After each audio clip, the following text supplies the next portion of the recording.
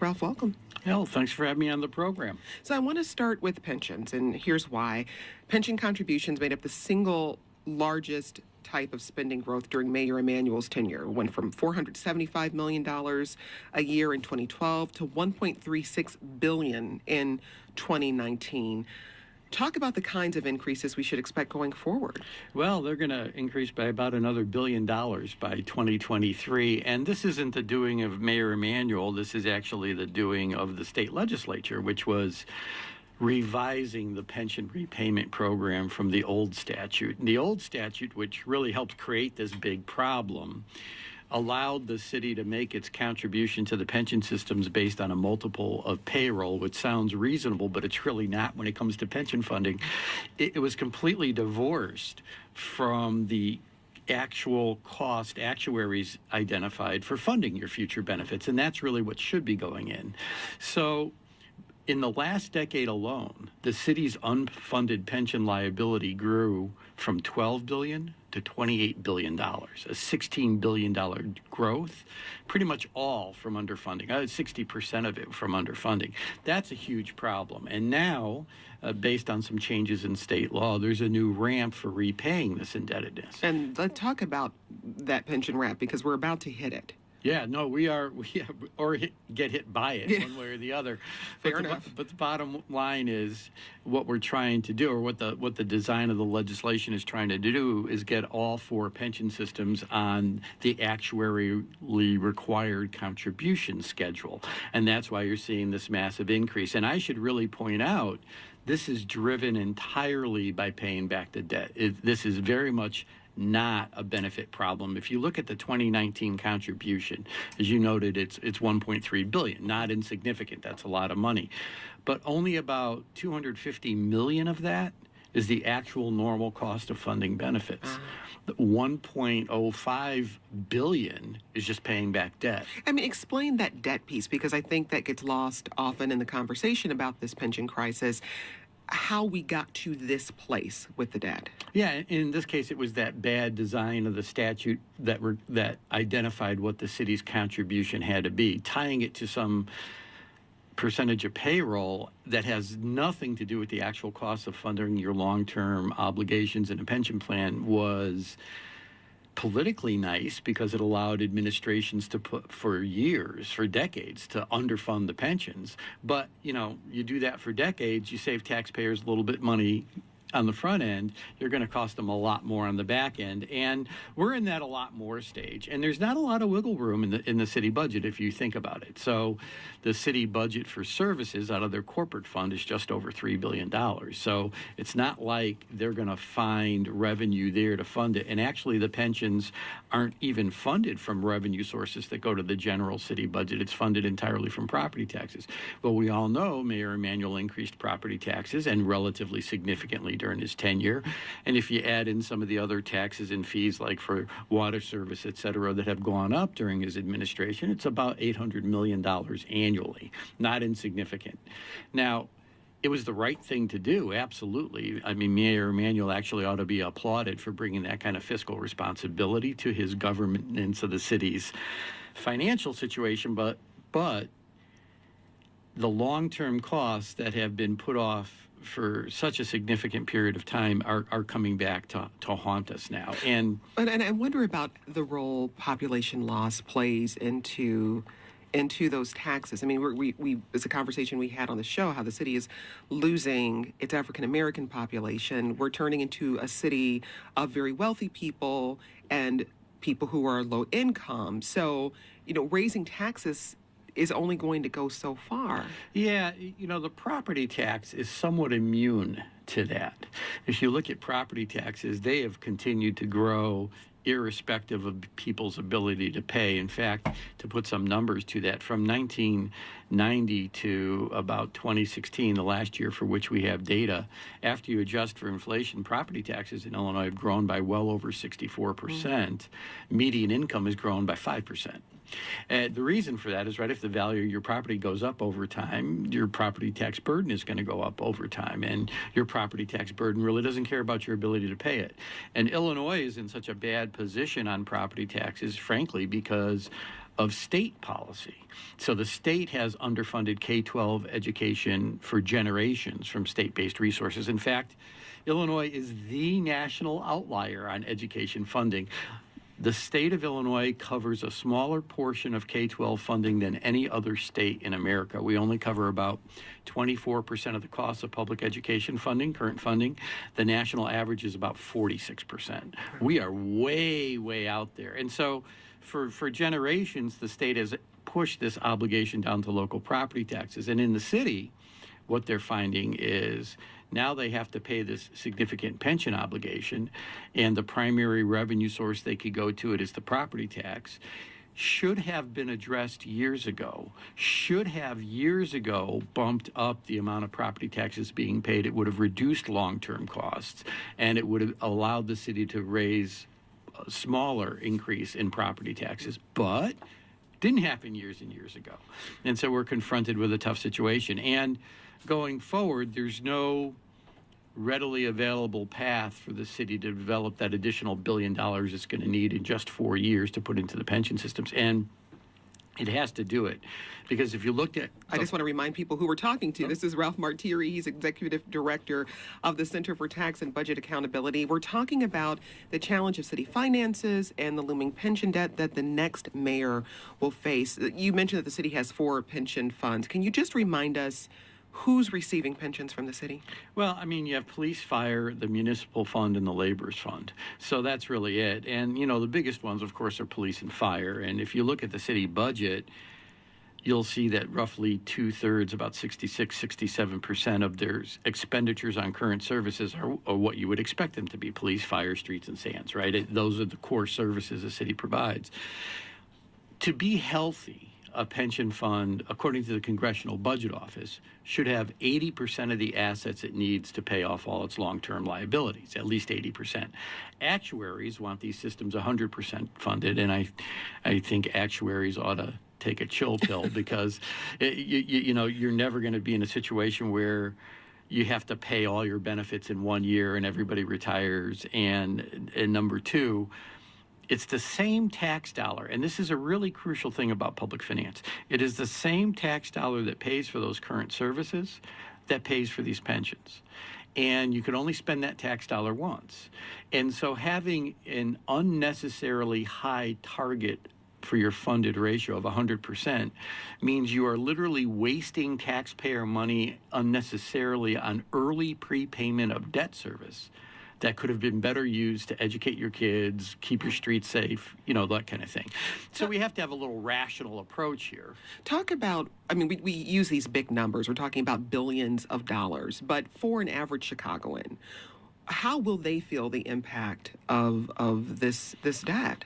Well, you know, my answer to that is going to be almost a political answer. It depends. Mm-hmm. So if, in fact, the current ramp is left in place, they're going to feel it in 2 ways. They're going to definitely feel a bump in their property taxes because there's no other major revenue source available to the city to fund these obligations.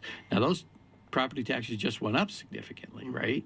And having them go up significantly again may not be the most politically viable option available to the next mayor coming in. I think there's going to have to be some increase in property taxes. The other way they pay for it, though, is to cut spending on current services and divert that revenue to cover this long-term obligation. Well, that's not really good. I mean, who thinks we have too much police, fire, streets, and sand services right now that we could afford to cut them? And in fact, you know, there's growing recognition that given the number of problems we have with police coverage, that more and better police officers, better training, more detectives, et cetera, are needed really to address some of these very significant problems the city faces there. That's going to cost more, and we should be investing more. So I think what decision makers are going to have to look at, and this includes the city council with the mayor, is restructuring this debt and understanding that it really is a debt problem. When we talked about, you know, this $250 million is the cost of funding benefits out of the $1.3 billion payment being made in the current year. The rest is debt service. all the growth is debt service. That jump by another $1 billion by 2023 is debt service growth. Normal cost, the cost of funding benefits, is projected to remain relatively flat. Well, what I hear you saying, though, is that this problem was in part created in Springfield. And so can the city's next mayor resolve this on his or her own, or does this really require the city to work in cooperation with Springfield? And your expression is very complicated right now. Yeah, it certainly would. I think a long-term resolution requires collaboration between state lawmakers and the city, right? Because the city's options are so limited, and a significant reason for this unfunded liability is the combination of state policymakers' decision to have a funding schedule for pensions that was irrational and grew the unfunded liability by design.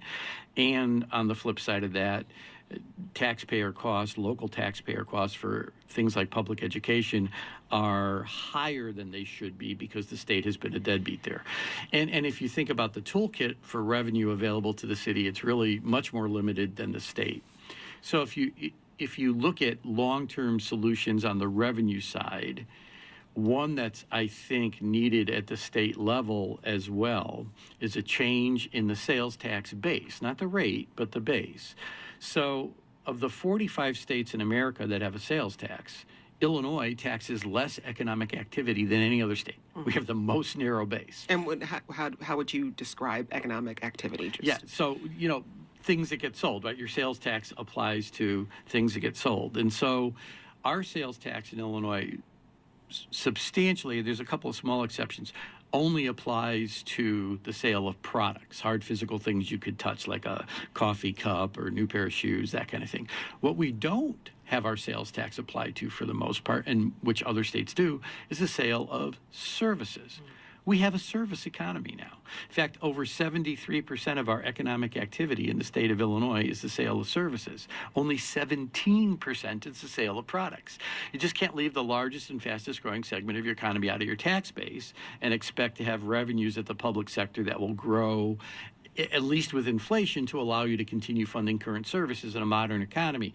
And if the state made that change, because the city, in fact, all local governments, property taxes are piggybacked on the state base, it automatically increases revenue for the city as well. And in fact, that would be about $340 million in new revenue for the city just by a change in the base. And it's modernizing our system. I want to point out that taxing consumer services, you wouldn't go after business to business, you wouldn't go after healthcare, you wouldn't go after professional. You would literally go after things like haircuts, lawn care, auto repair, consumer economy services. If we tax the exact same consumer economy services as our neighboring states, Iowa and Wisconsin, neither of which are uber liberal bastions of public policy, right? That's $2 billion more for the state in revenue. And that's the $340 million more for the city, and it's just modernizing our system. We're talking to Ralph Martire. He's executive director of the Center for Tax and Budget Accountability. We're talking about what Chicago's next mayor needs to know when it comes to the city's finances and pension crisis. Coming up, we talk to Cook County Sheriff Tom Dart about how his department is fighting the opioid crisis. Stay with us for that. Why do you think we haven't made that transition to taxing services? Well, I would say primarily politics. There's all these lobby groups and anti-tax groups that base their objection to tax policy either on ideological worldview or what they perceive to be their own self-interest rather than what good tax policy is. So if you picked up a textbook on tax policy, it would tell you something like a sales tax works really well if it has a very broad base and a modest rate. What we have in Cook County in the city of Chicago is a little teeny tiny base and high rates. It's the opposite. It's literally the opposite of good tax policy. But, the rhetoric on tax policy is so negative, and this is in both parties. Even a Democrat who, let's say, would support moving to a broader base for the sales tax. Well, that Democrat, the next election, can bet in the primary year he is going to have someone run to the right of them and say, they want to raise your taxes. I would never do that. Let's eliminate waste, fraud, and abuse, blah, blah, blah, blah, blah. You could think of all those arguments. But here's the thing. our neighboring states of Iowa and Wisconsin, I go back to that, have been taxing these services for years. And you haven't seen a major movement of Iowans and Wisconsinites down into Illinois to evade sales taxes by getting their hair cut here, for instance, instead of their. Now, of course, if you've seen their haircuts, maybe they should come, but they're certainly not doing Ralph, it for tax reasons. Don't get me in trouble here. I don't want to get you in too much trouble. So it's just the modernization of tax policy is just fraught with politics because taxes are very easy to exploit politically in a way that resonates with most people. Most people, if you look at income data, wage data, since 1980, 90% of the population after inflation has seen their incomes decline. What I'm saying is, so with 90% of the folks seeing less income in real terms, they hear tax increase, they're like, are you kidding me? But what they don't get is it's a tax increase that will go to funding your schools and things that really improve your quality of life, and in some cases provide a major economic benefit to you. Education is one of those. Childcare for single working parents is another. You could go down the list. So I want us to take a quick step back as we wrap up here and put Chicago's overall financial picture into some perspective. The Chicago-based municipal finance watchdog Truth in Accounting concluded that Chicago has the second worst financial situation out of any American city. What would you say to Chicago's next mayor? What needs to be top of mind for them when they enter office when it comes to city finances? I think it's actually pretty simple. You need to, for once, not just worry about getting through this budget year and the next budget year. You need, for once, to stop pandering to taxpayers about the cost of government, and you need to do some honest long-term planning and a little short-term pain to gain long-term, incredibly high gains. If we were to, for instance, re-amortize, refinance, however you want to call it, this payment ramp for our pensions and flatten it out, but flatten it out in a manner that grows the funded ratio of the systems every year so they approach healthy, accommodates the obligation of those systems to pay benefits to current and future retirees, and is set at a level we can somewhat afford and doesn't require major service cuts, we can save taxpayers billions of dollars and still be fiscally responsible. The problem is, when people try to re-amortize or refinance pension debt at the public sector level, what they try to do is save money in the current budget year. That's not what it's about. You don't want to be reducing your current contribution. Actually, you want to be putting a little bit more in now than even what the ramp requires, and then with the magic of compounding interest over time, save taxpayers significant dollars. So I think that those approaches to resolving long-term problems really need to be on the table. You can't be looking for short-term fixes, short-term revenue savings. And we didn't talk about this, but pension obligation bonds need to be on the table for a portion of it. That they are a proven effective way, if designed appropriately, to both save money and enhance the health of your pension systems. We'll have to have you back to talk about that. That's Ralph Martire. He's Executive Director of the Center for Tax and Budget Accountability. Ralph, thanks so much for speaking with us. Thanks for having me on the program, Jen.